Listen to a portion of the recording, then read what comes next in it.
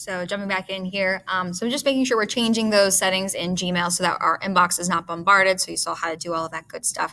And just to let you know as well that we did turn on a setting so that our younger kiddos can use their Gmail if they're emailing in-house. So it'll be really helpful for us, especially in the second marking period, or especially if we go remote at any point, that all of our kiddos down to kindergarten can email TUSGE to TUSGE emails back and forth. So again, I know our little kiddos can't write as well, but I'm just saying, the options, built-in communication tools that they can use to hopefully make life easier, so that we can have good conversations.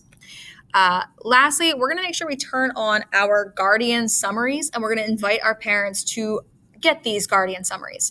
So we can invite families by clicking on that gear icon, scrolling down until we see guardian summaries, and then turning on that option. There is a button to see that see example thing that you see there if you want to learn more about guardian summaries. But essentially the concept is if we invite a family's email address and attach it to a student, they will get a weekly update that says, here's everything your student is missing in Google Classroom, and here's everything your student did in Google Classroom. So we can type in their email address right there, and we can invite that family to kind of get that update. So we can do that as well.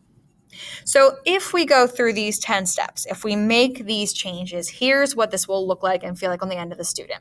When the student gets on Google Classroom, no matter which classroom, on the stream, they will only see announcements. In the classwork section, they'll see their topics.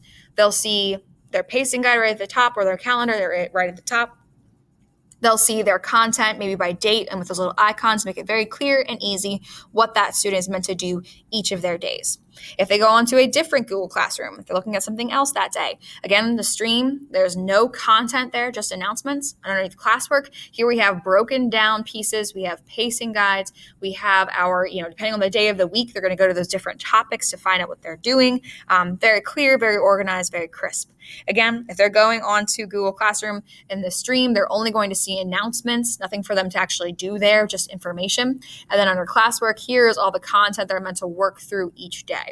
It will all feel uniform. It will all feel much closer to being the same. You will still have some creative licensing over your classroom, but it's going to be much easier for all of our families to navigate and figure out what they're meant to do each day, especially knowing that we have kiddos who aren't supported at all at home because parents are working, kiddos who are being supported by grandparents who are very unfamiliar.